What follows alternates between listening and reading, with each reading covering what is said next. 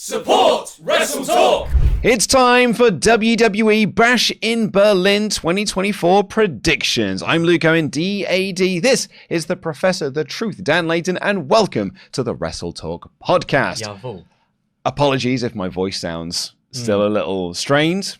Still recovering from... I said on the news yesterday, I'm recovering from All In. Really, I'm recovering from Riot Cabaret, Rev Pro, and then All In. It was a whole weekend. It was a whole already weekend. been a bit I mean, Thunder Rosa came out at Riot Cabaret. I kind of lost my mind a little bit. You're wrestling Thunder There you Rosa. go. I've actually had that stuck in my head this morning. Maybe we'll never be able to hear Living La Vida Loca ever again. I don't think I'll ever hear it the same way That's the problem. ever again. That's the problem. If you're wondering what we're talking And about, then screaming at Nigel McGuinness. I know, right? At Nigel McGuinness. At Nigel McGuinness, like screaming during like so much of Rev Pro, like particularly Zack Sabre Jr. and Hedges Sarah. But anyway, we're not here to talk about the All-In weekend that has gone. We're here to talk about the weekend in Germany that is coming up. Yes, exactly. I'm trying to remember how much of my Duolingo that I'm learning German I can do in this show. I don't think it's much because ich spreche bisschen Deutsch.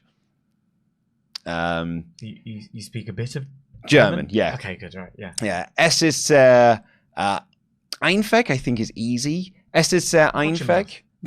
Well, it is I don't give a fuck what you've got to say about...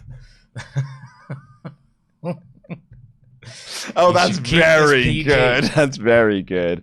Es ist einfach. I think it is easy because it's so close to English. My Duolingo Italian was just una mele e... I've lost it. I was going to say like the apples on the table. Il tavolo, but I can't remember what the joining word. Duolingo is not the way to learn languages. I don't think it is. But I can tell you that if my brother likes to go for hikes, which sometimes he does. Great. Yeah. So if lucky. If I do go to Germany ever and that does come up in conversation, I'll know what to say. Achtung. I can give you that one.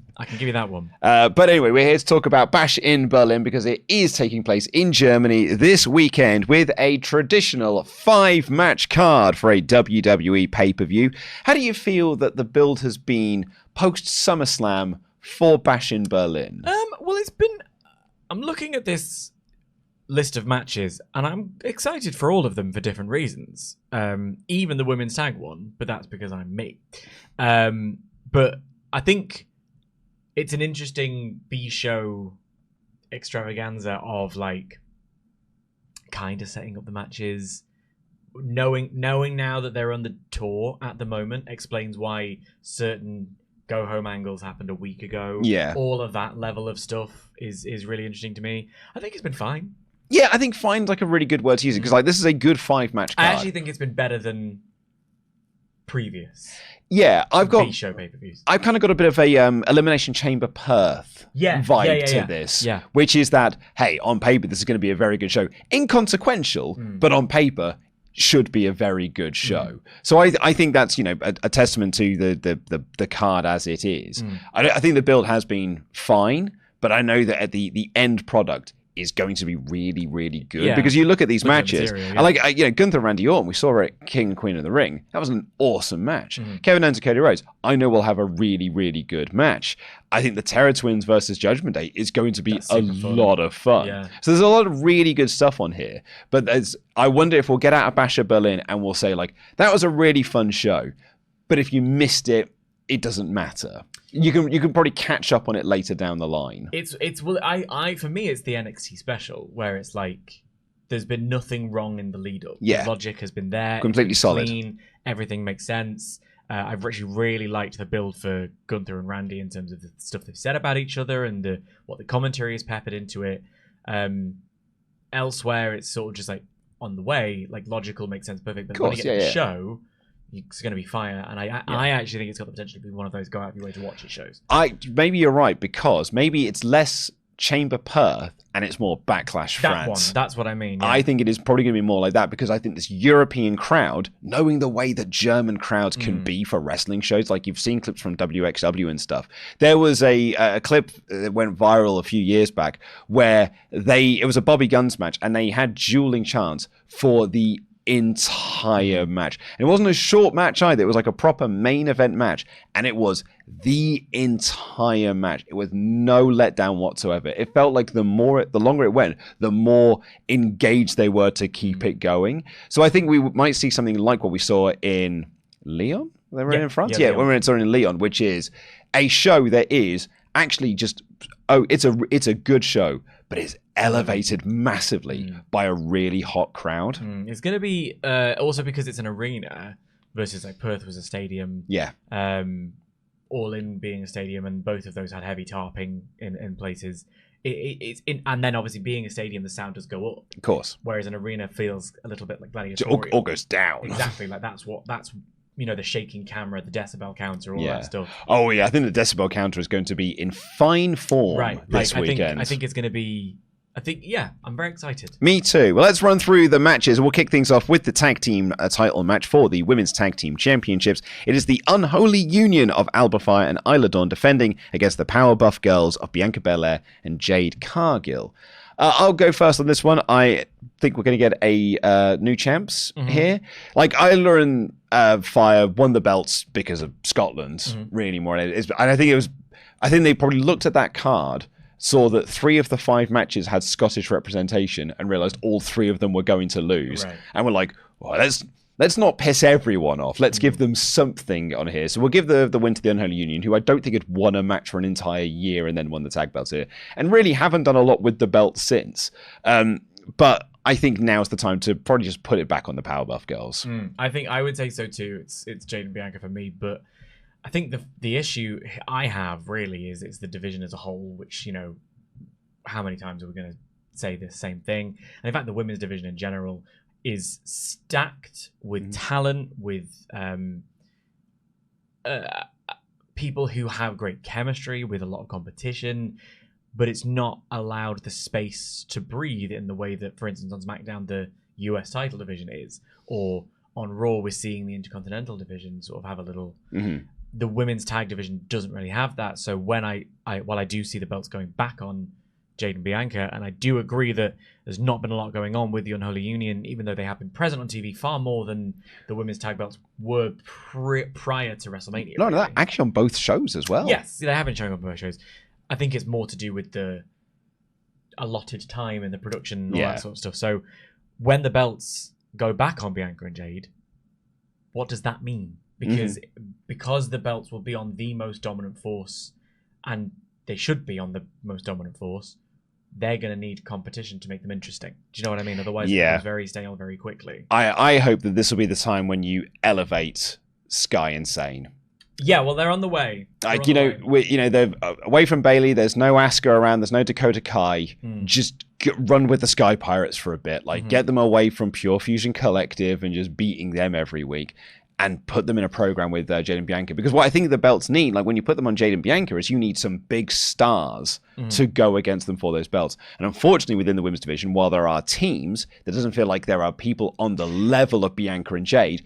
But Sky and Sane do feel like they would be on that level. I mean, one of them are obviously former women's champion. Exactly, the other one being Kairi Sane. Totally. Mae Young Classic winner, NXT champion. I actually would have widened it out to the tag divisions in general. The tag divisions in general don't have a competitive edge to them, which makes it feel like...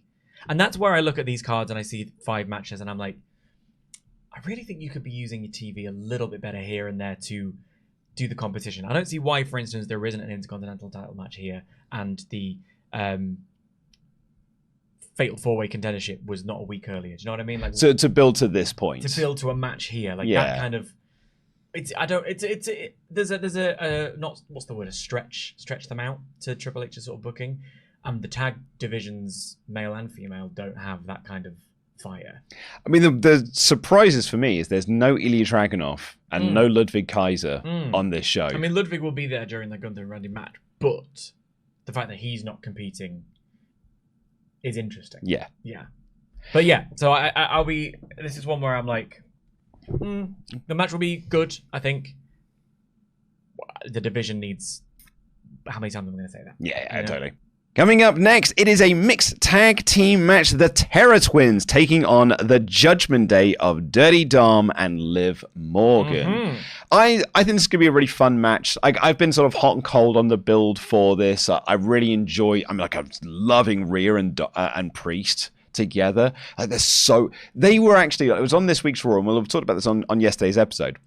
they are so good together. It's made me annoyed that they don't do intergender stuff in WWE, because I'm looking at them and I'm like, they should win the tag titles, either one of the sets of belts, but more specifically, just win the World Tag Team Championships because they are so good together. They have a great look. They have a great chemistry. They have a great energy.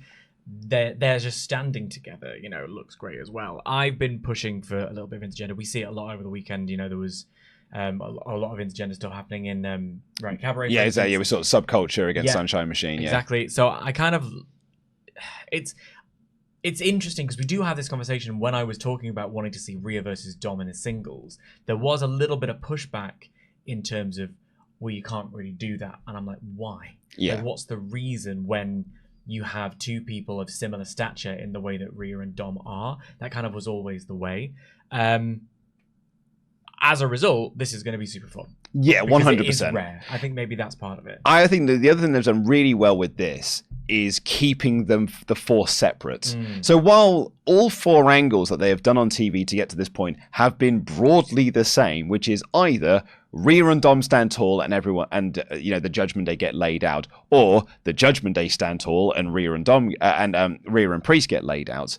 Specifically, when the Terror Twins have taken out Judgment Day, they've never got Dom, they've never got Liv, and they've also never got Finn, because the matches we're building to are Rhea and Liv for the women's title and Priest versus Damian. So I think they've done a very good job of keeping those three away from these two while still doing angles where someone gets to stand tall and some moves get hit. Yeah, it's been a very smart and very electric sort of little program they've had going on. Whenever This Is My Brutality plays, I go a bit mental, the crowd goes a bit mental.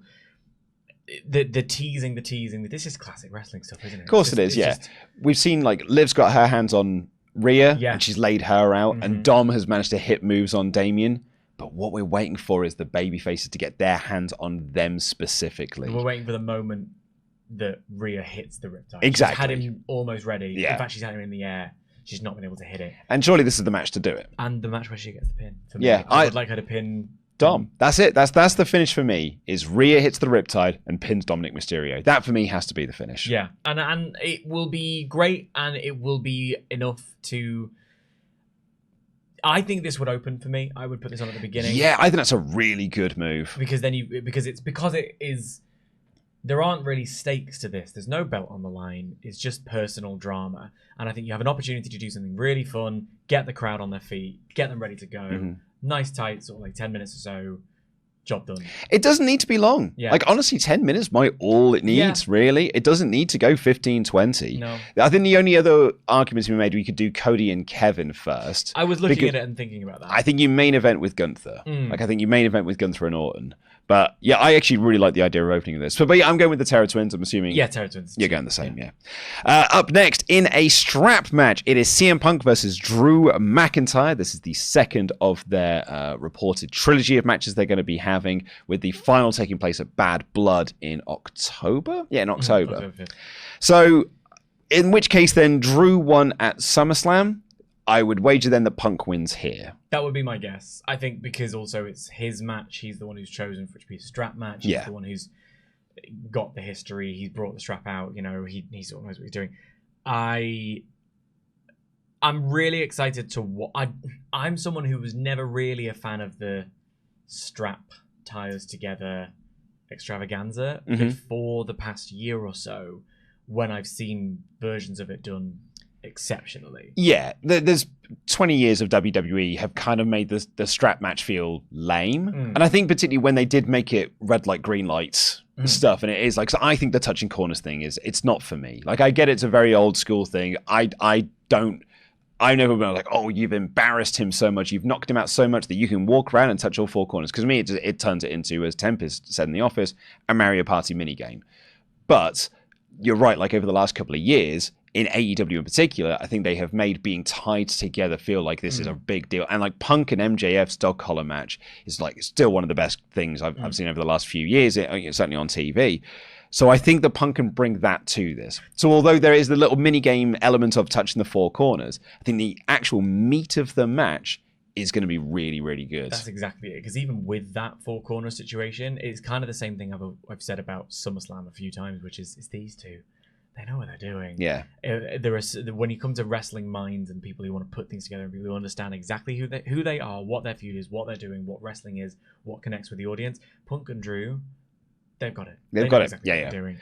Are you going Punk? Yeah, this is Punk too. I think this is the even Stevens. I would be fascinated how you would make an argument for Drew winning and it being again because for all the idea of like, well, Drew just keeps getting screwed over. He looks weak in this. I think there was that conversation. If he gets 2 wins in a row, the rubber match then doesn't become about who wins the feud. It just becomes about Punk getting his before. Do you know what I mean? I'd be interested to see. I think it makes sense for it to be Punk. I think you could make the argument for Drew if you then have a stipulation for the Hell in a Cell match that's outside. Because, how is Punk going to get Drew into a Hell in a Cell match? But if... I'm trying to find a way to get this. But that'd be the only way I could think to do it. It's like Drew wins here, so he's beaten him twice. That you come up with some sort of stipulation. Punk puts something on the line to get inside a Hell in a Cell match. What I think is probably more likely is that Punk wins here, and then Drew challenges him to a Hell in a Cell match. And if you win, I'll give you back the bracelet. Right, yeah. Or even just, maybe you turn it into one of them can go for the title. Or it's a number like one contendership thing. It's what's been so interesting about this feud is because it's gone on for so long with no matches. Now we're at the matches. It's almost like rapid fire. You want them in a row kind of thing. We have 2 world title matches, and our first one is Cody Rhodes defending against Kevin Owens. I know some people were down on this story when it first started, this whole idea of like Owens didn't want it to be a world title match because he doesn't feel like he has earned it. But I think the story they've done on SmackDown over the last few weeks, I've really, really enjoyed it. I think Owens has been, in particular, really great in this. And they showed a clip of this on Raw. They got like a little sit-down interview with Corey Graves that I think is going to be really, really... I think that is going to be one of the things, much like, again, to use AEW as an example, when MJF dropped that line during the Will Ospreay and the go-home angle where he was like, they loved me until you came along and you ruined it. I think we're going to have that moment in here that when it's said, everyone's going to go like, oh, I'm with it now. I totally get why this storyline has been plotted the way that it has been to get us to this point. You have also previous in the SummerSlam lead-in where there was a Punk and Michael Cole interview that I really liked. I love the format of it. I think it's going to be a great angle, a great use. I understand why they put it on the preview. They put it on the YouTube channel so you don't have to watch the countdown, but I understand why they put it there. I'd rather see it on the show because I think as you say, the storyline of SmackDown has been really good. For those people who were of the opinion, why would you ever turn down a world title match? Yeah, I'll just say to you, congratulations for never having self-doubt for a second. For the vast majority of us who have experienced imposter syndrome or a moment where we've gone, I don't know if I'm good enough for this. I don't know if I deserve this opportunity. I don't know if this is the right time for that opportunity or whatever. It is a very real thing to feel. So it made a lot of sense for me. And then this kind of follow-on of, well, hang on. There's an injustice. I don't know that I deserve it, but an injustice in other people getting it instead of me when I don't think they deserve it either. And then someone saying something about me and then me having a point to prove. Kevin Owens has played that part really well, meeting the moment, matching with Cody. There being sort of like those little... When he picked up the belt and I kind of got a glimpse of the old Kevin Owens after he'd screamed in Grayson Waller's face, you want the old Kevin Owens. I think it's been handled really well. I think for a B-show small run-up lead-in, this has been great. I see Cody retaining. Me too. Obviously, but it's going to be delicious to watch. I love that line that they showed in the preview because the story has been, oh, my win-loss record doesn't reflect it. Like, oh, I don't think I've done enough to earn this. But then he has that little line in there. And that's why I made the MJF comparison. Because a line of just like, I didn't want it this way. So all of that, you can make the argument then perhaps this whole win-loss thing. And there's like, it's actually just been a mask. It's been a facade. Really, it's like, I don't want to be a charity case. Yeah, he doesn't want to be, it's patronizing. Yeah, it's a patronizing thing for you to just give me a title match because we're friends. I didn't help you out because I wanted to get a title match. I helped you out because I was doing the right thing, and here you are, like, rewarding me for being your mate. That's not how it should work. Exactly. Like, as a competitor to a competitor, all of that flavor in there as well is really nice. I think that's so. I've been really on board with this, and I think this is going to be really, really good. And I think then the brilliance of wrestling is you can tell that story within the match as well, and like continue that story and continue those characters. And I'm then interested to see what comes following that, because we've all basically been under the impression since he's come back, well, the idea is we're going to build to Cody Randy, because that plays off legacy, and that plays off, Cody going and Randy staying, and Randy not going to AEW in 2019, like when Cody wanted him to go, and then Cody coming back and winning the title, or looking at the title and all these little moments and their friendship and stuff. So that's like, we're eventually getting to. But how does Owens factor into that? And what is the next phase for Kevin Owens? Does he turn heel? Is this just is it just a character shift? I'm really interested to see that. And I think that is going to be played out throughout the actual in-ring itself. Because definitely the idea of what comes next that should pepper all of your plans. And actually with Triple H's booking, generally speaking, there has been a plan for what comes next. Totally. So what that will be, maybe it's Randy at Survivor Series or something like that. Maybe this is a 1 and 2. A three-way. Maybe a three-way, because they have that, they're a trio together. And Randy has his own story, as we will get onto in a second, with this chasing the record thing. There's a lot of potential to play with that keeps Cody away from the bloodline, and I think that has been crucial for Cody. 100%. And it will be going forward into 2025. Yeah, because you want to, I think, save Cody Roman for probably SummerSlam next year. The reports are apparently it's more likely it's Cody Rock at Mania than it is Rock and Roman. Which case then, we'll build to Cody Roman later down the line. So if that is the case, let's keep them apart. Let's Roman focus on the bloodline stuff, and Cody can have his little Cody-verse over here, and then eventually those paths cross. And that's where, you'll get some absolute brilliance. But that doesn't mean you can't have brilliance along the way. Yeah. This is, for me, when we talk about all these options and whether or not all the various different worlds, whether you could do Cody Rock, you can do Rock Roman at Mania, you could do Cody and Randy as well. There are so many different opportunities that it's hard to see where you go wrong. Exactly, yeah. Which brings us to what I think will likely be the main event of this show. It is for the World Heavyweight Championship, as Gunther defends against Randall Keith Orton. Orton essentially kind of cashing in this opportunity because he wasn't really pinned at King and Queen of the Ring. His shoulders were up. This is a lovely pivot by WWE, acknowledging something that is, not acknowledging that something went wrong, just looking at something that went wrong and using it as part of a storyline to factor into this. I actually mentioned this in a news episode a couple of weeks back. I was last week, in fact. I was like, you look at the finish to Mania 35 when Ronda's shoulders are up. In a different era, this might have just been ignored because it was not a plan for them to do Gunther versus Randy for the world title. So we're not going to focus on it. We're just not going to do it. They could have done Becky versus Ronda and used that as storyline. Well, Ronda's whole point in the Chris Van Vliet interview was you could have used it as a storyline to build to the match. So it's nice to see here in this new era, in this new regime. Yeah, that was a cock up at King Queen of the Ring. Orton's shoulders were just supposed to be down. But let's use it.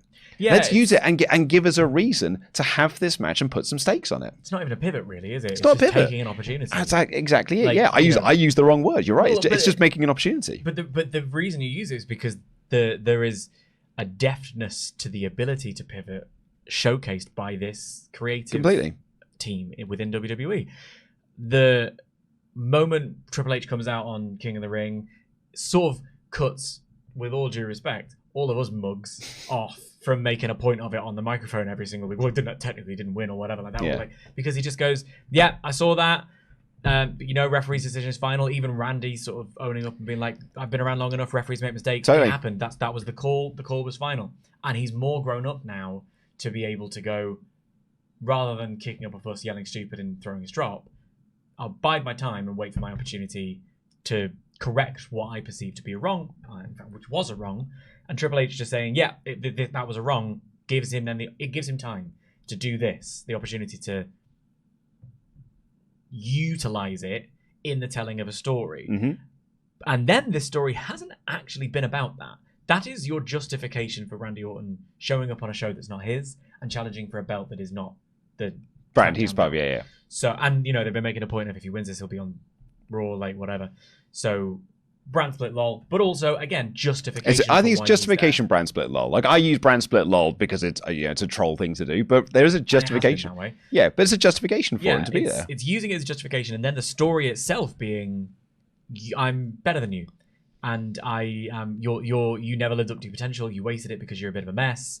And Randy Orton being like, yeah, I was when I was younger, but like I'm also a legend killer. Yeah. Like, you know, the promo he got on Raw, all about how much the belt that looks like that means to him, kind of the World Heavyweight title. It was his first title. He was the youngest person to ever do it.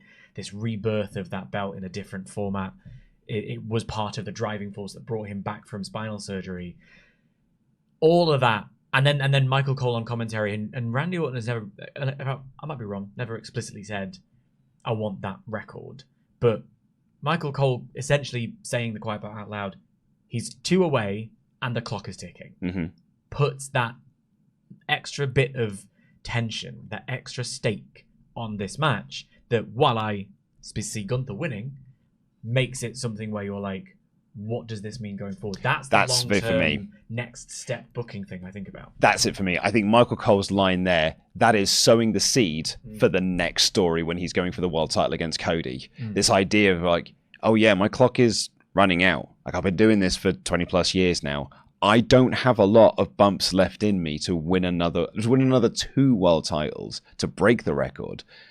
So I need to start doing this now. Or even like, you don't even have to do 2 to win the title, but like just to get 1 to tie the record.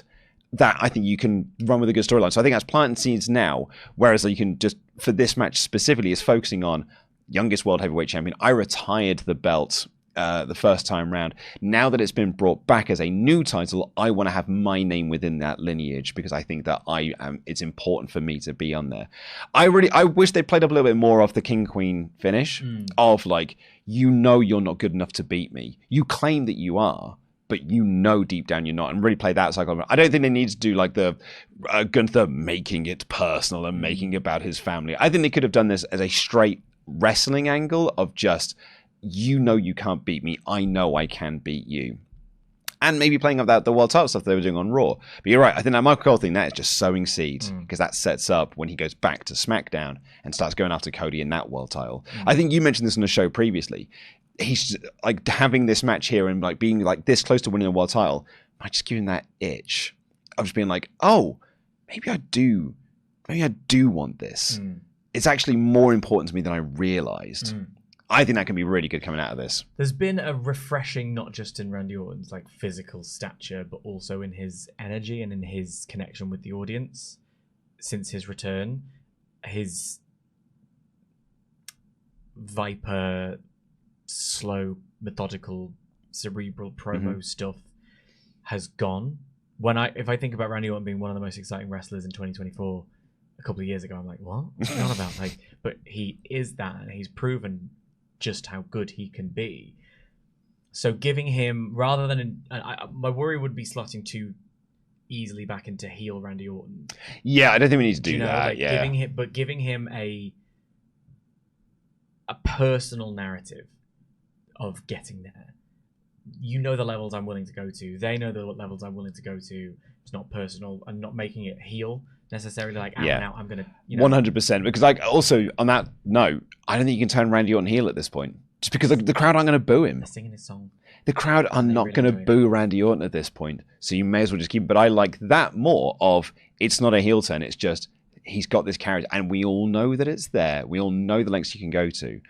I think that's much better rather than just doing a full-fledged heel turn. It's kind of actually what I was talking about with Owens earlier. Like, I don't think you need to do a heel turn with Owens. You need to just get a new character edge to him. Yeah, and you know, the Shades of Grey Game of Thrones thing is always what Triple H has enjoyed. And I also, you know, just as a final thought, this match at King and Queen was one where I fully did not expect to be as emotionally invested as I was. I was convinced at one point Randy Orton was injured.